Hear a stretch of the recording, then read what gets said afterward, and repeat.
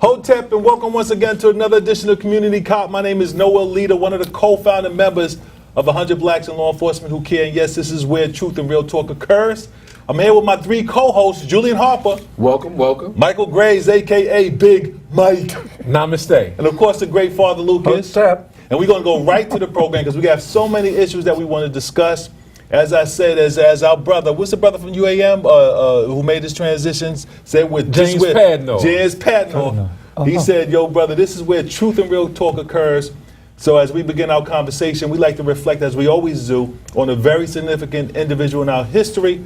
Michael Graves, you talked, you let us know that today, or last week, or this week was Today. In 1831, today, 11/11. Was a very solemn occasion when one of the greatest African Americans, one of the greatest human beings, one of the greatest Americans led a very real independent freedom fight, Nat Turner, where he not only slayed his slave master, but he slayed the entire family with them. And that is something that all of us should memorialize, because here was a man who did what Patrick Henry and all of them said, give me liberty or give me death. Why don't you remind our audience about this original freedom fighter, Nat Turner, who was murdered by the American government on this day in 1831. Well, certainly the salient point is that you referred to him as a freedom fighter, and on Veterans Day, that is the preeminent veteran, as far as I'm concerned. This is a day where we are supposed to honor heroes, those that died, those that served in military service. And I can think of no better person than Nat Turner, you know, the greatest patriot this country's ever seen. He fought for freedom and justice and equality. It cost him his life. He was killed by the state of Virginia. He damaged the system of slavery so much in Virginia that they came within 4 votes of getting rid of slavery, because they felt that it was literally not worth it if you're going to have another Nat Turners. So on this Veterans Day, I would honor Nat Turner as one of the greatest military people, one of the great patriots for freedom. I know some of you would say, well, he wasn't in the military and that he does not deserve that honor. But, you know, you might want to honor Schwarzkopf. You might want to honor MacArthur, you know, great, you know, so-called greats of World War II, the big one, MacArthur, Eisenhower, Patton. But to me, I'd say Nat Turner is the greatest of them all. And if you want to say, well, the big war was World War II and Audie Murphy is your guy, then I would say it's Dorian Miller, who, when everybody ran, when the Japanese invaded Pearl Harbor and was doing that shooting, Dorian Miller was the one that, instead of running for cover, he got on a submachine gun. He was a cook, by the way, and started taking Japanese planes out of the air. But on this Veterans Day, again, Nat Turner is the representative that I believe is the greatest American patriot of all time, because he fight for the principles that America is supposed to be standing on: freedom, justice, and equality. I understand Mike's point, but I have to differ, because Nat Turner fought to liberate people who were enslaved and people who were being taken advantage of. By and large, from Second World War on, after the Second World War, it's rather difficult to talk about, I know it's Veterans Day, but to talk about heroes, because these folks are not fighting in order to save you or me or anybody else here. They're fighting for the military-industrial complex. They're fighting for the banks. They're fighting for Dick Cheney's companies. That's who they're fighting for. And it's about time they woke up to the fact that they are being used. When you say fighting for, there's no country today attacking the United States of America. There may be some groups of folks who are trying to pay back America for what they're doing to their country all over the world. But these folks are not fighting for us, for the country. The country's not being attacked by any other government. What they're fighting for, as I said, are the banks, the companies that make weapons for war, and so forth and so on. Oh, I again maintain the position that the greatest patriot this country's ever seen or witnessed is by far Nat Turner. The Bible says, no greater love has no man ever known than one who will lay down a life for a friend. Nat Turner fought against the Holocaust of enslavement. It was a righteous battle. He fought against and killed criminals in Virginia who would enslave our people, who would take mother from child, who would separate firstborn, secondborn, thirdborn, and would kill fathers and mothers ad nauseum. For him to fight the Holocaust of enslavement, he is a patriot of the highest order. He is a great hero. So at this time, I maintain that Nat Turner is the greatest veteran of them all. Well, you know, I think it's important that Mike brought to our attention this day and the importance of it relative to Nat Turner. I think it's also important that our children get an opportunity to hear about this this strong individual in our community. I think that when we have an opportunity to listen to other people tell the historical value or the historical position of slavery, they always talk about Africans as if they were very quiet, humble, and accepting of their positions as slaves. That all they did was you know, do what they were told, and there was never anyone who really took a staunch position and fought for slavery. And I don't think any, fought against slavery. And I don't think that anybody can go beyond what Nat Turner did. So I think that that's a position that should be taught to our children as well. And when you look at the overwhelming odds that he fought against, you know, he was fighting against the military, the organized, trained military of this government, you know, against all odds, as Michael said. He gave his life because he knew he was uphill battle, but he deemed to be free. And I understand where Father Lucas and Michael both come in. Minister Khalid Muhammad one time said that America and the West, they commend and they celebrate their killers. They give them medals, they give them badges, they give them honor, and they reflect on their killers. People who murder individuals all over the world, whether it's justified or not. You know, so in remembrance and in honoring Nat Turner, we remain in that tradition to honor somebody who, as Father stated, who's different from these other killers who killed for the domination of other governments, other territories, for natural resources. All Nat Turner wanted to was to be free. And those individuals who joined him, all they wanted to do was freedom. So they had a more righteous and just reason to pick up arms and kill any and everyone who would prohibit them from being free.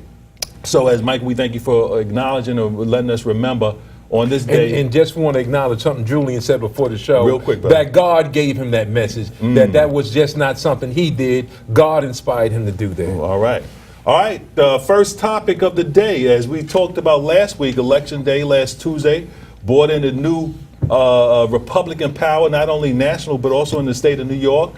The Republicans have once again regained the state Senate, although Democrats had, prior to Election Day, been in control of the New York State Senate. You had some white Democrats who sided with the Republicans to put them back in power. You know, I was a little offended that the Democratic Party, you know, didn't ostracize these individuals, including the governor, the individuals who are the elected officials, senators from Democratic districts, but sided with Republicans to neutralize the Democratic, power in the state of New York, which is very important. But Julian, what are some of your reflections on not only national politics? The Republicans now have the House. Some say that Obama, you know, is weakened by their control of the Senate and the House. What is your reflection on Election Day, the strengthening of the Republican members of the Republican Party? Well, you know, I think that we really have to look at how big business controls politics and government. And there's a lot of money that's put forth to ensure that the people that want to be in power, that are in power, and that have the control of our political system stay in control.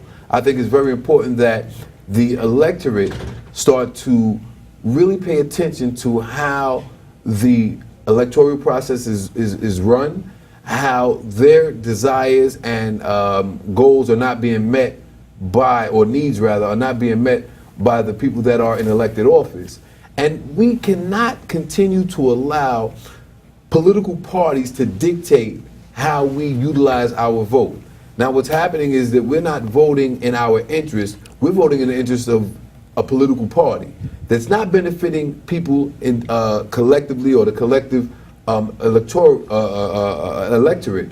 We have to really become intelligent when we utilize our votes, and we have to monitor and be very cautious on how the political parties manipulate our vote and how we decide to use our vote.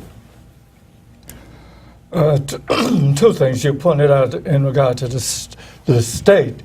That was very important. That it shows you that they're all peas in the same pot. Because normally, when you have three defectors, for all practical purposes, defectors, they should have been ostracized and kicked out the party. Exactly. And nobody said anything about that. And then continuing with Julian on the national level, it's not as big a disaster as people is making it out to be. Yes, they gain control of the Senate, they have more in the House, but their whole job has been all along to corrupt, to block and frustrate. And they could still will be doing the same thing, with more blockage and more. So it should, I don't expect it, hopefully, if Obama could develop some spine and go on his own and use the executive power to the height that he can, he's going to be all right. Now, what is the Father? Before Mike, you answer, Father. What is the plausibility of after 6 years in office that Barack Obama is going to grow a spine? Well, it's a very rare possibility. Right, Michael. We spoke about not only the Republicans taking the House nationally, but in the New York State Senate, you have Republicans in the New York State Senate. And for those who don't know, Malcolm X talked about this in the Ballot of the Bullet. The white vote is so evenly split that any large community, any large vote can really tip it. In New York State, the Republicans and Democrats in the state Senate are almost even. So that's why those Democrats who formed this so-called independent Democratic Party, when they jumped ship on the Republican side, they gave the Republicans power.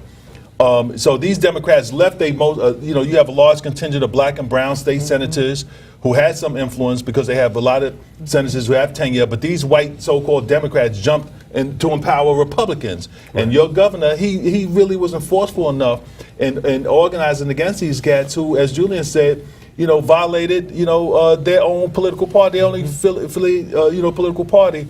Not one Republican, white Republicans, all the Republicans in the state, New York State, are white. Not one of them is going to jump over. Let's see if any of them jump over to the Democrats to empower the Democrats to utilize that philosophy. But that's not going to happen. What are your views, Michael?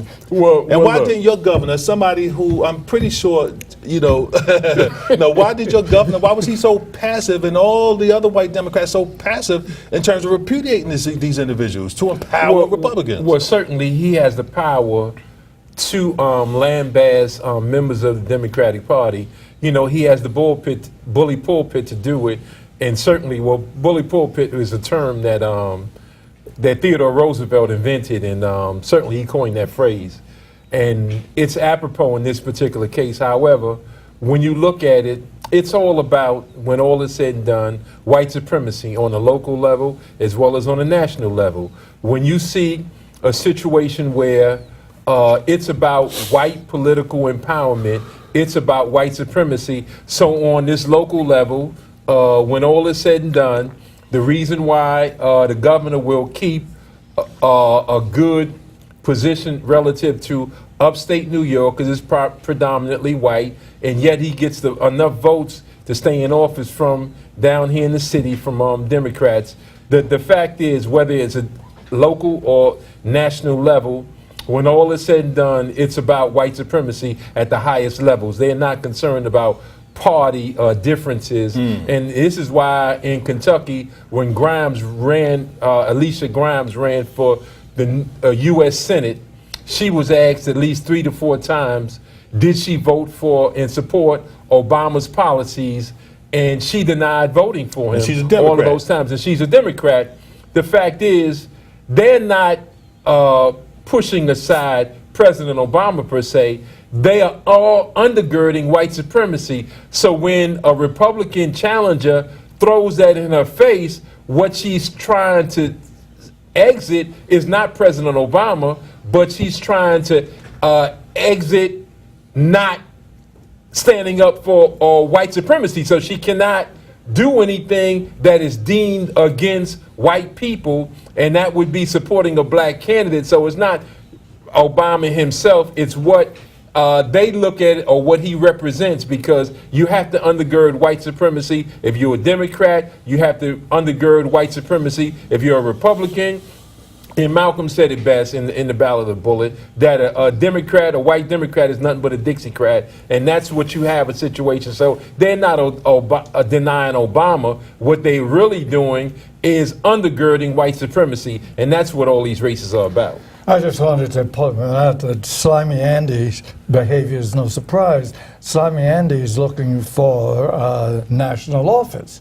And so he wasn't going to come down hard on any Democratic Senate in the state. You know, we had these discussions about Democrats and Republicans, but the reality is, if we closed our eyes and we didn't That's right. listen to anything other than the positions that they took and what they did while they were in office, and didn't hear any words relative to Democrat or Republican, everything would be the same. Right. You wouldn't be able to tell one from the other. So that's why when I discuss whether it's local politics, whether it's national politics, we have to operate from a position that it's going to affect our community and benefit our community, and we have to really modify the way we think and the way we operate, and cannot allow them to utilize these myths of Democrats and Republicans to sway our votes. We have to think intelligently when we start talking about who we want to be representing, who we want to represent us either locally, federally, on a state level, or on any level. That's what we have to do. And that's why when last week when Michael talked about a political education, something that Alt Matt's been talking about for years, you know, our community is the only community that has paid such strong allegiance to these parties that give us nothing. I mean, we already seen how quickly white Democrats can support Republicans to empower them, and there's no retributions whatsoever. So why do we continuously hold such strong allegiance to these parties, you know, who who do nothing for us? And those individuals in the party, white individuals, we see so quickly how they'll jump at the drop of a dime if they feel it's in their best interest to jump. But very interesting discussion. Real quick, one thing, talking about national politics before we come local. Barack Obama changed his mind, Father. We start with you. He initially said there'd be no troops on the ground in Iraq. This week, he said there's going to be 1,500 troops he's sending to Iraq to the cost of $5.6 billion. And Julian, we know that's really why these warmongers, the military-industrial complex, you know, always start these wars all over the planet. You know, Father, what do you think about Obama, real quick, about his decision to send 1,500 troops into Iraq at the cost of $5.6 billion taxpayers' dollars? Well, it's typical Obama. He says the right thing and does the opposite. So I wasn't surprised at this. And secondly, now they're going to start giving nice names, that they're not combat troops, they're training troops. But they're not over there with slingshots and rubber bands, you know? And then the thing comes, suppose somebody fires them. What are they going to do? Exactly. You know, so it's crazy. And what we have to pay attention to is the $5.6 billion. Julian, Michael, another thing that Obama has decided, since Holder is leaving the Department of Justice, we learned that his choice is going to be Loretta Lynch. What are your feelings about her choice as a new head of the Department of Justice? Well, I'll say from the outset that on her worst day, she can be no worse than the present U.S. Attorney General is, Eric Holder, who's a disgrace. They are both looking at Ferguson and places like that, and they have done nothing. Eric Holder, as well as President Obama, have done literally nothing. She is her second time as the head of the Eastern District. She had it in like around 99, 2000, around that time, the end of Clinton's administration. Now she has it again in 2010.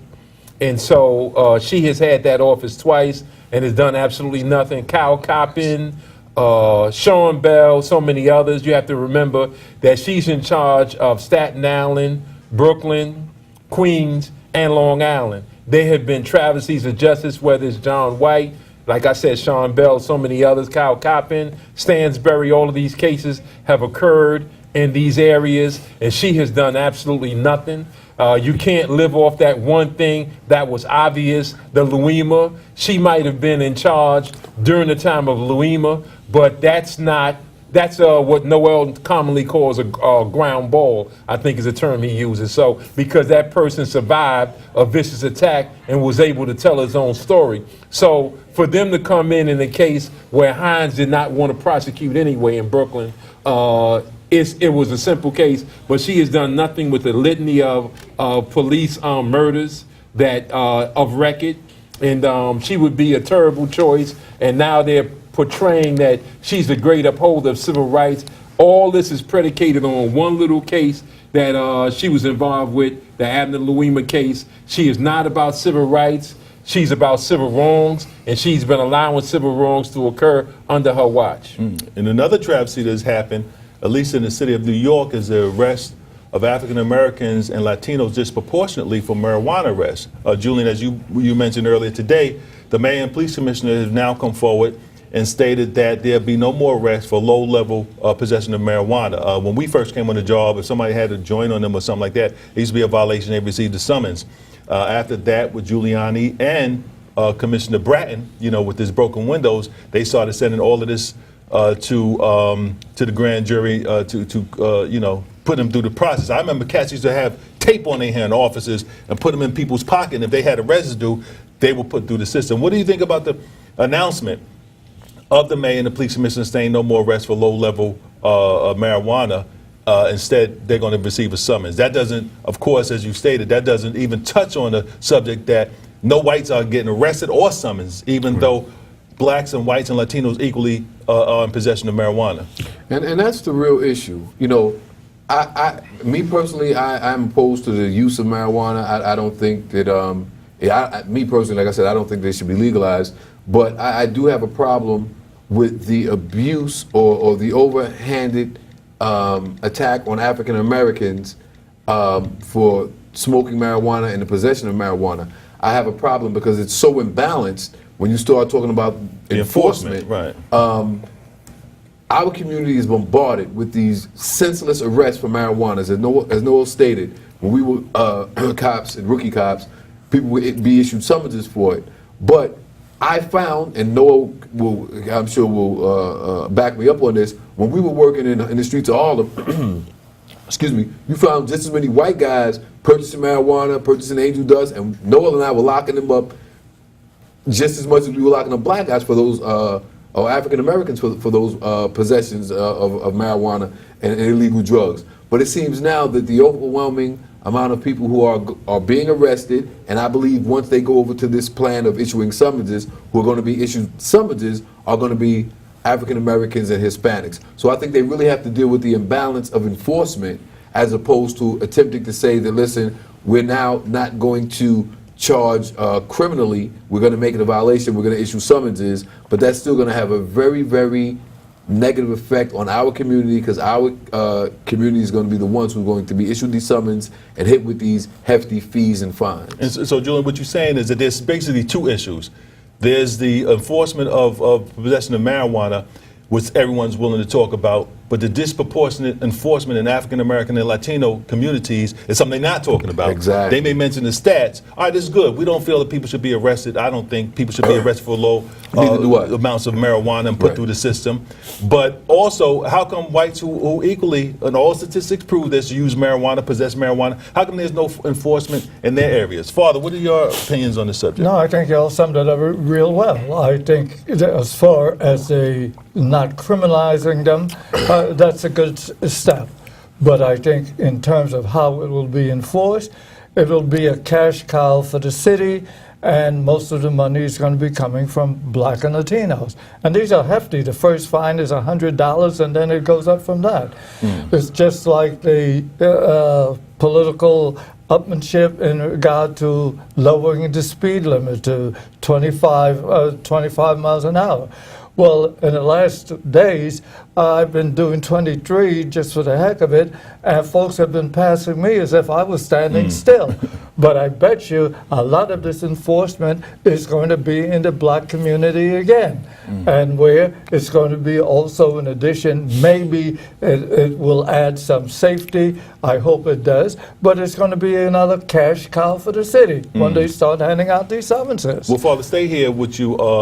Phil Banks, recently the chief of the department, African American, who was forced out of the department by the mayor, by the one-term mayor, de Blasio, and the police commissioner, was recently replaced with someone named Tucker. A lot of people don't know about this individual. Definitely he wasn't as qualified, we all believe, as Phil Banks was. What do you think his contribution to New York?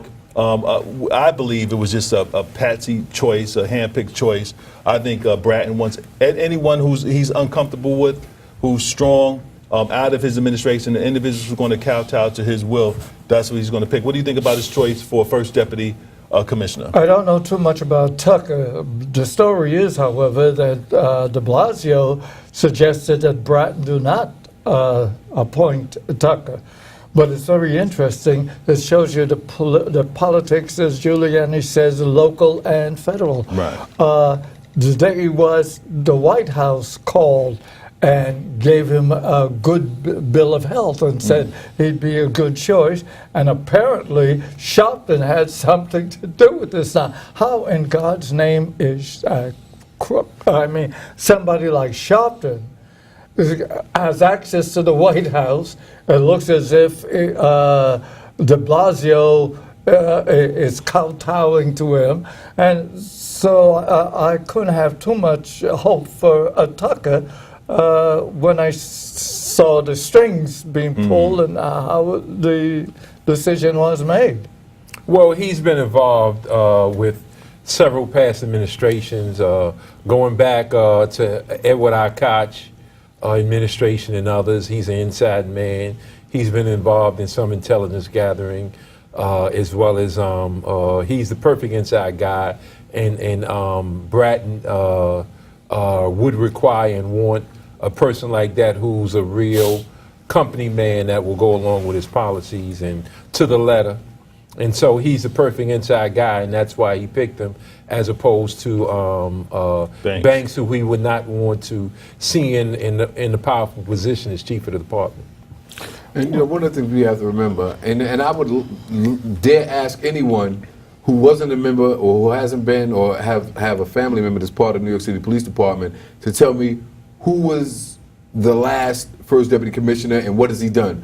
No one knows about the first deputy commissioner. They don't do anything other than deal with disciplinary issues. That's not a powerful position. They're not going to make any policy changes. They're not going to do anything that's going to have a real effect on the community as a whole. So whoever he puts in that position is really just going to be someone that sits in an office, collects a paycheck, and deal with discipline issues, and on a level that really doesn't have any power, because the bottom line is Bratton is always going to have the final say, period. Right, but wait a minute, Julian. The Bratton said this was a promotion for Banks from chief of the department, which is a policymaker position. The white media said this was a promotion that he turned down. Right. Yeah, but see, the only thing they didn't say is that there was no power in that position. Now, there may have been a financial benefit to him, or as far as status goes, being called the commissioner as opposed to be called the chief. But in reality, and you and I have been on the job 20 plus years, the first deputy commissioner does absolutely nothing relative to policy. He does nothing relative to dealing with issues that affect the day in and the day out running of the police department. So I understand why Chief Banks did not want that position, because he came through the ranks. I remember when he was studying for sergeant. I remember we were all studying for sergeant together. And he came through the ranks, and he really wanted to, from what I understand, people that I'm close to in the department, really wanted to make some real changes, some effective changes, some comprehensive changes in the police department. And as opposed to Bratton being in agreement with him and really wanting to do something to affect our community as it goes, or relative to the police department, he had to move. Well, Julian summed it up real well. For that reason, that's why I said I liked Banks before, I liked his father before him, but I think now he shows that he's a real man when fought from the prestige and a bigger salary and a bigger pension. He said, no, I'm not going to be a figurehead. I respect him completely. Right. All right.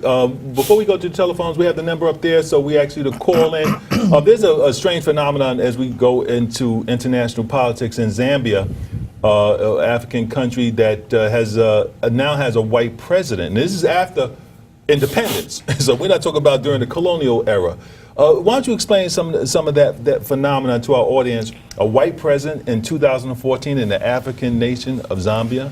Yeah, well, he's the first white president in 20 years in Africa. His name is Guy Scott. He succeeded Michael Sata. And the thing is, constitutionally, he should not be able to do that because during the times where Michael Sata was sick, he was the interim president was what's his name? Edgar Lungo, who's the defense minister, because constitutionally a white person who's not an indigenous African cannot be the president. So when Sata was sick, you know, the Edgar Lungo, the defense minister and secretary general, would always be the interim president.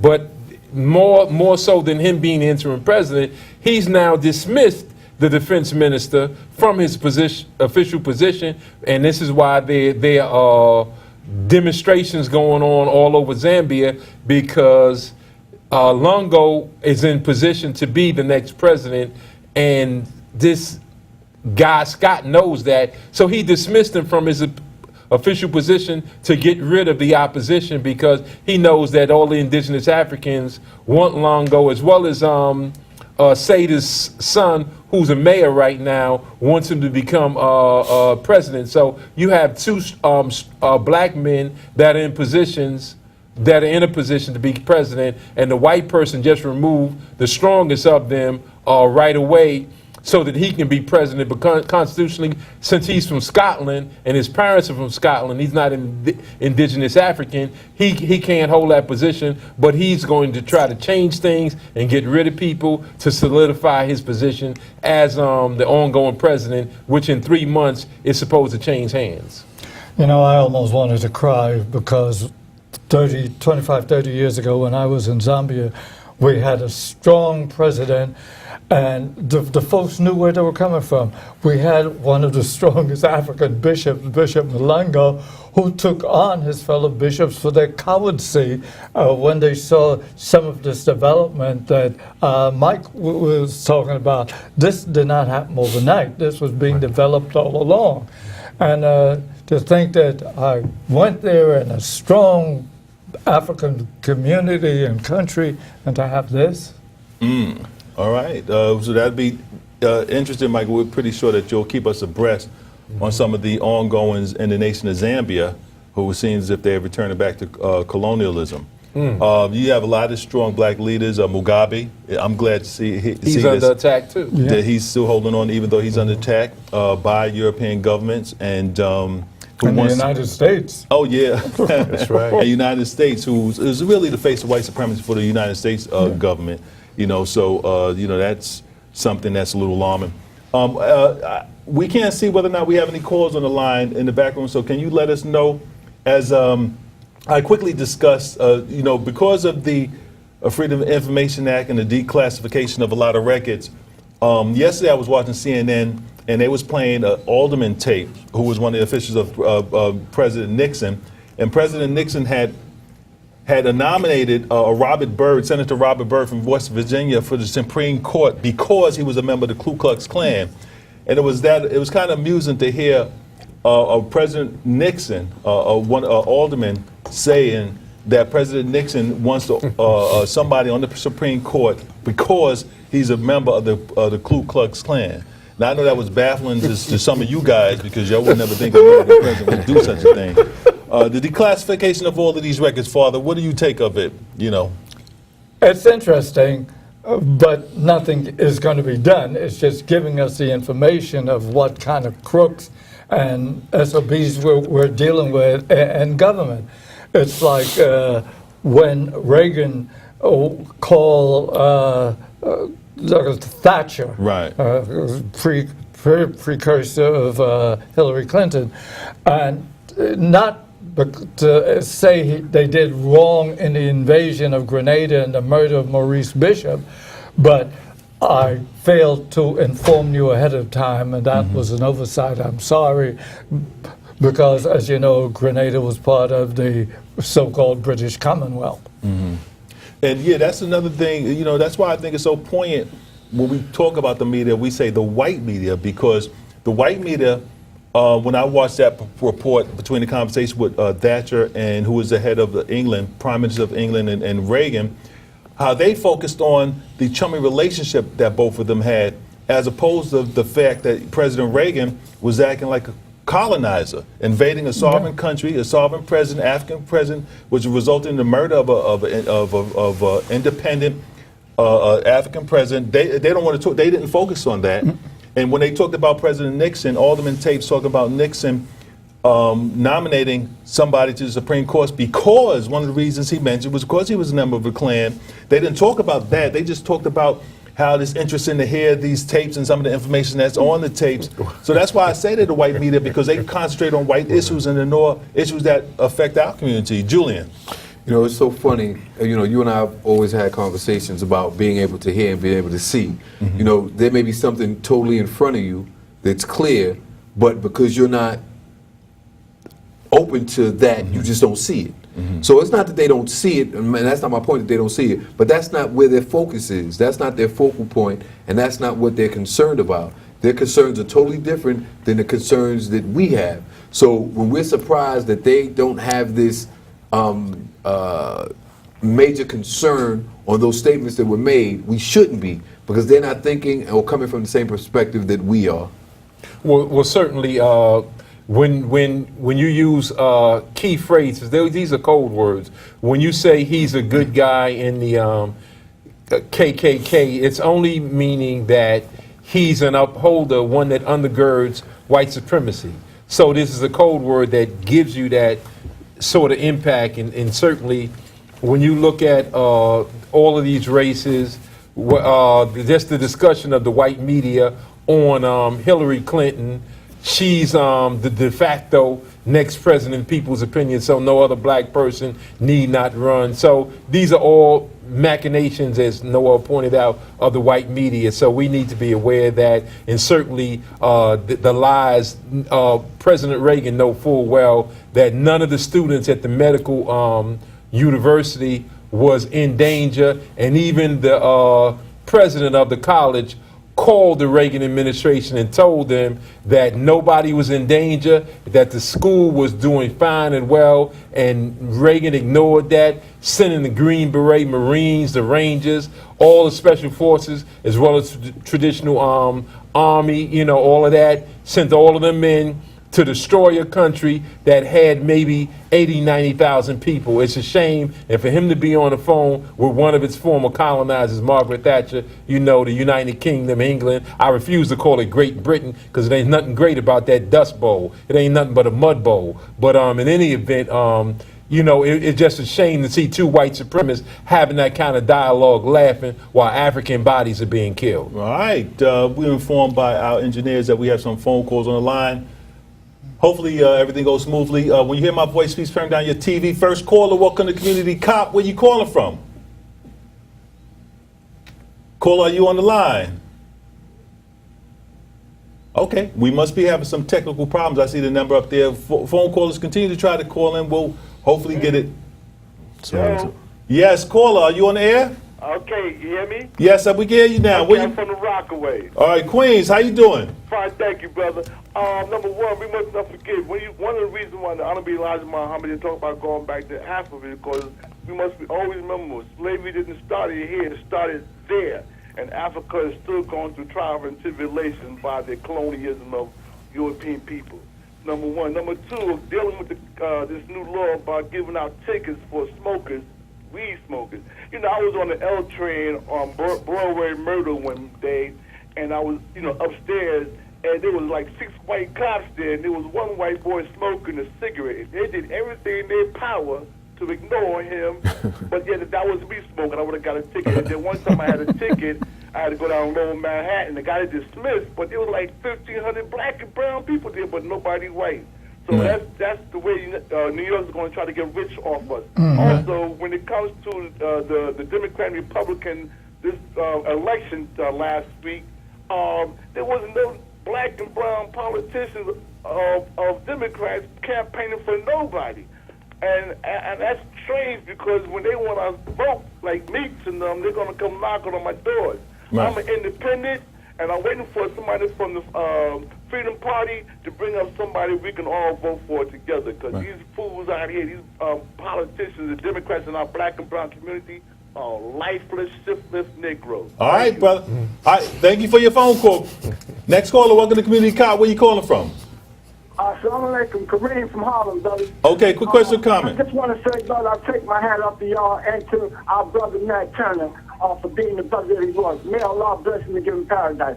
Second of all, I think Obama and Sharpton has two of the most dangerous Negroes on the planet, especially against our people. Because Jesus sold Judas down the drain for 30 shekels of silver. These Negroes are selling us down the drain for 3 shekels of silver. Also, brother, it's very important, and I see that people are starting to pick up on it, and I want to say that I hope you brothers keep doing it. We got to teach our children our history and teach our children our heroes, because that's the only way we're going to be able to deal with this devil. And That's right. Second of all, I don't know why none of these black politicians said anything about this racist, corrupt Como, and none of these black radio show hosts said anything about it, but yet still the niggas come out and say, go and vote for the white man. Why? Because the white man gives them nothing. Right. Y'all brothers be blessed and keep doing a great job. All right, thank you for your call, caller. Next caller, welcome to Community Cop. Where you calling from?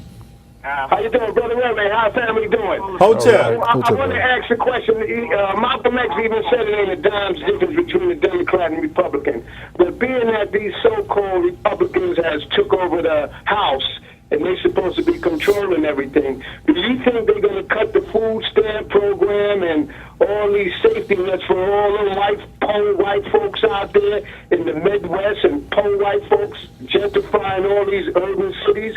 Are they going to cut their food stamps and all the stuff that they don't want to tell nobody that they're getting? All you got to do is go to BJ's and watch them when they put out their benefit card. Yeah, they already did cut the slash the food program, for the last couple of years. The Republicans and the Democrats went along with it. Meanwhile, they're constantly funding to the tune of tens and 20s and 30 billions of dollars this military industrial complex. So we can expect more than the same. You know, here's where again, but I don't expect it. They could pass all these laws that they want, but the president still has a veto. And then to override that veto, you need 2/3. Right. All right. Next caller, welcome to Community Cop. Where you calling from? Manhattan. Okay, Hotep sister.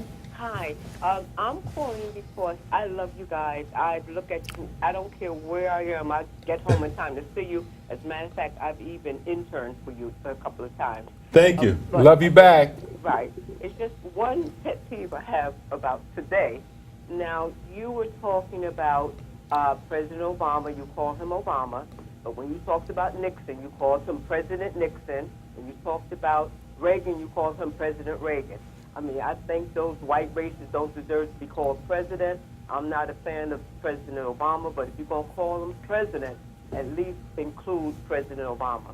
Okay, That's point my well comment. taken, sister. Love you But much, and I'll never stop loving you. okay, we love you too. One thing about Reagan and Nixon is sort of like Giuliani. When these white men get power, they utilize the full power of the presidency to accentuate white supremacy. But your point well taken, sister. President Obama, I think he's, hasn't acted as strongly, especially as it relates to his constituents. But well pointed, point well taken, sister. Thank you for think calling. Thanks for pointing that that's out. a good point, but I think it was overbroad because she could never heard me say President Reagan. I think she was never referring to heard- me, though. Oh, well, okay. I think she's referring to me. So I'll take that. All right, thank you, sister. That's why we need the sisters.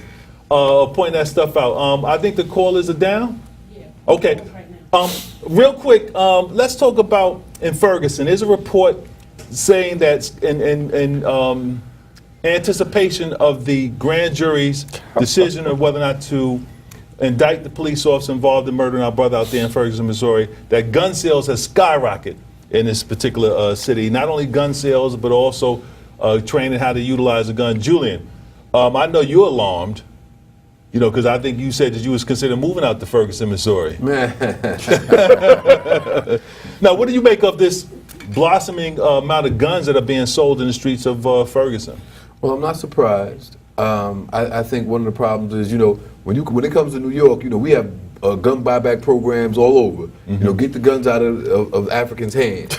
And when you start talking about places like Ferguson's, where people are concerned about a jury verdict, they are teaching the people in their community how to use guns. They're allowing them to buy guns, and I guess just in case, so they may have to protect themselves. I think that we really need to think about just the whole dynamics when we talk about self-preservation, when we talk about people having the right to self-defense, when we talk about how there's a total disparity when you talk about firearms possession and being able to purchase it when it comes to blacks and when it comes to white. I mean, the duplicity is ridiculous, but I think that we as a group have to really be cautious when we allow these elected officials to allow new laws to be put in place when you talk about gun control, and how there's such a free-for-all when it comes to white folks buying guns, but they have a real strong position to ensure that guns are kept out of the hands of African Americans. Well, certainly, it does not matter truly how many guns are bought and sold or transferred in Ferguson. It can never reach the level of guns that were sold in November of 2008 after this current president was elected. The gun sales went through the roof. It broke every record America ever held and continued into 09 and 010. So it can never replicate what happened after November of 08. So in Ferguson, while we can look at gun sales and all that, we need to look at and understand the fact that McCullough, the current DA, ran unopposed in Ferguson. That was his last election? This past election, he just ran unopposed. With all of this going on. And you have to remember, he's a Democrat. I'm going to repeat that so you'll get it. He's a Democrat. The governor is a Democrat. All the local power positions in Missouri itself are Democrats. That's a Democratic stronghold. Consequently, it's not about the Democrat and Republican. They're all white supremacists, as Malcolm called them. They're Dixiecrats. So you can use the politics of fear, as Reverend Sharpton and Jesse Jackson was going all over the country saying that if President Obama, if black people don't turn out, President Obama will be, what's that called when you get rid of a president? Impeached. Impeached, yeah. Impeached. They'll serve impeachment papers on him. And I'm like, so what? Whether they do or not, he has not done anything for us. He's done for everybody else. The American economy was in free fall. He took care of that. Credit, there was problems in credit. He did that. He did the banking. He did things with the automotive industry in Michigan. He did all that. But what about us? He even did some things along the lines of immigration, fought hard and overturned century-old things relative to same-sex marriage. Right. Did all of that. And we standing at the end of the line, and the door closes when we get to the front of the line. Every go-round. So if there comes a time we got to say, what about us? He's got 2 more years. So when all is said and done, this Democratic stronghold, McCullough, will be now a district attorney for another 4 years. Yeah, they're positioning themselves for this decision, and everybody knows basically what that decision is going to be. But just remember, Sharpton's attorney did nothing. The ACLU found out the identity, had to go to court, found out the identity of Darren Wilson. The ACLU was the ones that helped relative to that 5-second rule that they can arrest any black person that stood in one spot more than 5 seconds to protest or demonstrate. It was the ACLU, white attorneys. It wasn't Crump and Sharpton's other cronies in the state. So we need to remember that. I I was going to make the point that Mike made about the election of Obama, that the gun sales that went up with white folks. And we have to keep that in mind too when we're talking about Ferguson. The gun sales has gone up with white folks. And it's about time black folks start using. I'm not so sure that they're going to have an easy access to buy guns in Ferguson, but if we need black folks from around the country to supply them, then I think we ought to consider doing that. And when you talk about, to talk about what Mike was discussing, when you talk about, or to comment on what Mike was discussing, when you talk about the DA running unopposed, that's why it is so important to have a black independent party. There is no way that in any district, area, community where there is a large concentration of blacks that we shouldn't have someone running for office, especially as district attorney after the atrocities and the things that have happened in Ferguson, to run in office against someone who is not working in the interest of our community. That's what politics are. That's what they do politically. If you have a position where the elected officials are not working to operate to benefit you or your community, you have an opportunity to run someone in that position or for that position to work in your interest. And there's no way that we shouldn't have a black political party such as the Freedom Party and I'm talking about nationally, on every level, on any position, and as I heard somebody speak recently, even for dog catcher. If somebody's running for that position and we don't like what they're doing in that position, we should be able to put a candidate in that place or in that race. You know, if the grand jury is taking this long to come back with an indictment or a non-indictment, I think while the gun manufacturers are making a lot of money, I don't think they have anything to worry about. I can't see an indictment coming back at all. Well, McCullough can do it now because he's back in. It's official. He's got another 4 years, and the federal government has admitted they're not looking at the conduct of Darren Wilson for murdering anyone. They're looking at the Ferguson Police Department. What is the federal government wasting time instead of looking at what happened to Michael Brown? They're looking at the police department. Damn it, we already know they got 53 cops and 50 of them are white. And you got 3 black cops. They already know that the city council is 6 city councilmen and 5 of them are white and 1 black. It ain't nothing to look at. Look at first and foremost who killed Michael Brown, and that's Darren Wilson. Right. And this is You're right when you said McCullough can do it, but the thing is, what makes you think McCullough wants to do it? And as Michael pointed out, this is an area where it's majority black population. Yeah, You know, they play with black folks' minds and emotions and Holder. What are you looking at the Ferguson Police Department for? And what are you going to do, indict the whole police department? You ain't going to do nothing to them. And as you say to Mike, we're talking about Democrats. You know, once again, our community is so wedded to the Democratic Party. As the brother said earlier, and as the most honorable Elijah Muhammad was asked a question, we love the devil because the devil gives us nothing. But next caller, welcome to Community Cop. Where you calling from? I'm calling from Harlem Heights. How you doing? Can you tell me what your thoughts are on Rafael Pinheiro and on Chief Banks? Yes, you want to answer that? Chief Pinheiro was an excellent commissioner. He should have been excellent chief. He should have been the police commissioner.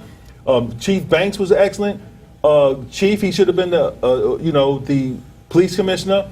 But our one-term mayor, De Blasio, hopefully he only lasts 1 term, decided to recycle Bratton and overstep these 2 qualified individuals. So they were excellent officers. They give a great contribution to the city of New York and the New York City Police Department. Next caller, welcome to Community Cop. Where you calling from? Hey, how you doing? You got like 30 seconds, brother. Hey, yeah, I just want to know, are you ever putting your shows back on YouTube, or at least on? I used to look at them on BronxNet, and they don't come on anymore. Are you putting them on shows on YouTube, or putting them back on BronxNet? Right. Are you in the Bronx? You're not catching the program?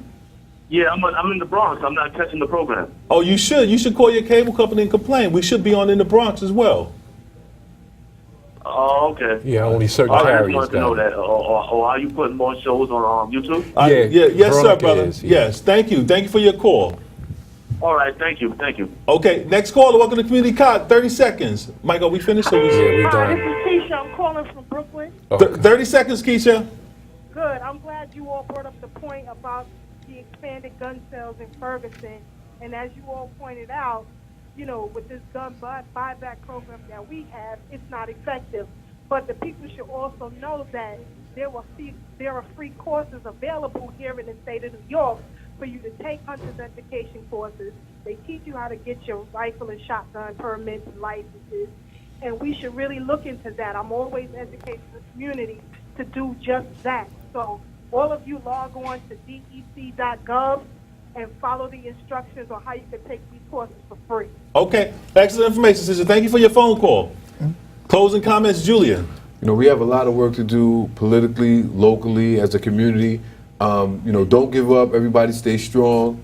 Dad, I love you. Karen, we love you. Our prayers are going out for both of you. And we stay strong, family. To Mr. Harper, stay in God's hands, unchanged hands, and Sister Karen, good that you're home now. Dr. Randy Short tomorrow at UAM, 261 Atlantic Avenue, 7 o'clock tomorrow in Brooklyn. We got a job to do. Green State Automatic, sorry. Right.